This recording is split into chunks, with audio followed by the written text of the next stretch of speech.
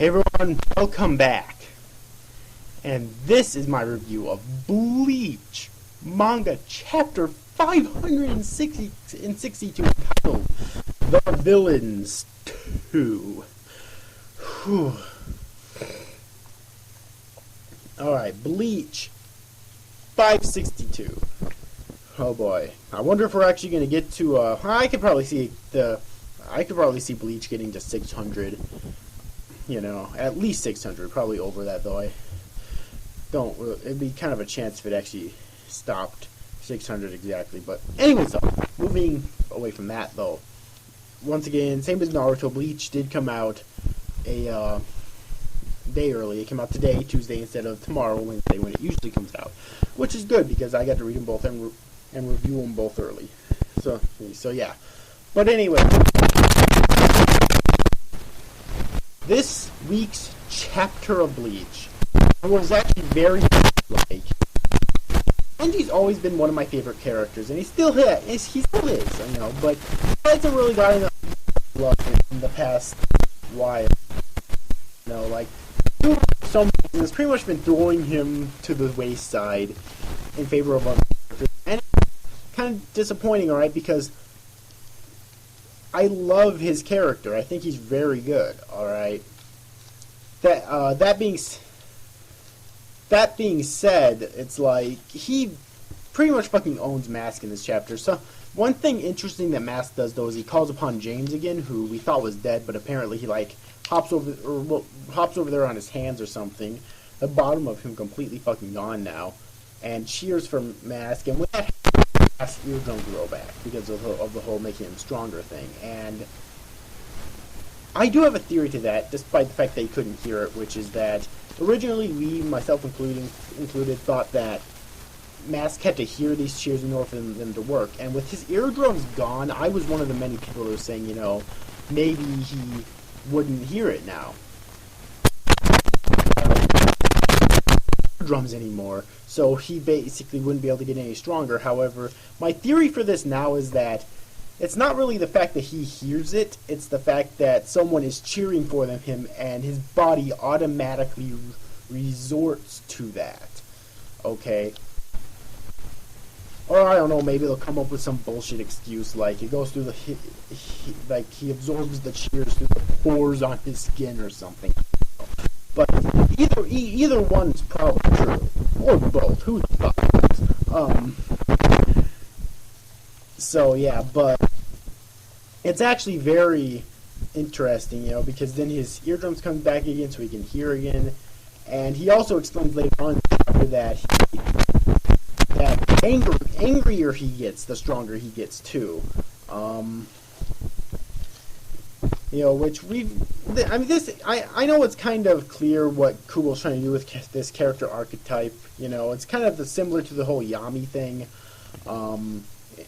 in terms of him just being a brute with no real intelligence to speak of. Although, you know, Mask does seem to be smarter than Yami, but then again, that's not really saying much. That's like saying you have a higher IQ than a fish. I mean, it's not really saying that much, but still, you know. I still don't like his character that much, but in this chapter, at least he was tolerable, I guess. So, yeah, and fucking, I dare I say this, but Renji fighting him in this chapter reminded me a lot of Dangai Ichigo fighting Transcended Aizen a long-ass time ago, just because of some of the motions and whatnot. I don't know if Kubo like drew those as kind of like an homage to that or something, you know, but Renji is so fucking badass here.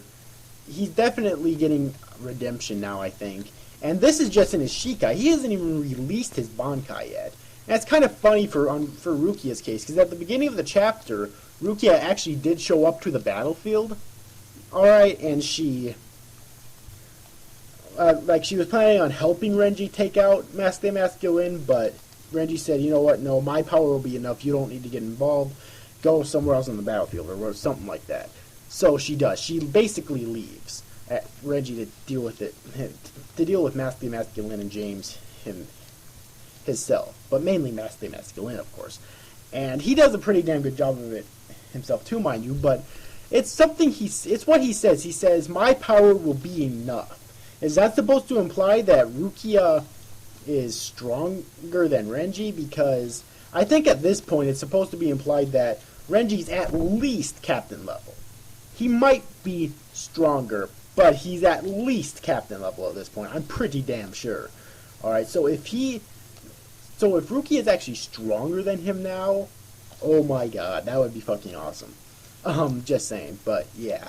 Especially since Rukia is my favorite character in the series. Always has been and still is and probably always will be, so if she's even stronger than him now, oh yeah, I can't wait to see her fucking Bankai. I really hope she has one, and if she's stronger than Renji now, then yeah. I mean, they probably would have fucking dominated Master Masculine if they fought together, which I, obviously, since I keep saying this, I don't like Master Masculine at all, so I would have been all for that, you know, but still though, Renji's really fucking, I have to admit, the main thing I think that redeemed this chapter was the fact that Renji was so fucking badass, you know, and just humbling. Alright, but it makes me wonder if Master Masculine even has a holy form, you know, a full standing, because it's like, it'd be kind of nice if he put up a better fight, you know, and released like a, in which Renji might be able to defeat him still using Shikai. That would even prove even better. Or he actually releases Bankai and we get to see his new Bankai. And speaking of Renji, it's like Renji does seem to be not as ill-tempered as he once was, and more cool, calm, and collected for the most part. And the reason I say this is because, you know, it's not denoting Renji at all, but in the past, Renji has been known for being really short-tempered and really brash in battle. And I know the reason for this is because before he was in Squad 6, if you remember, he was in Squad 11 serving under Kenpachi Zaraki, and, you know, Squad 11, like, you know how they are. You know how Kenpachi is, you know how Ikaku is.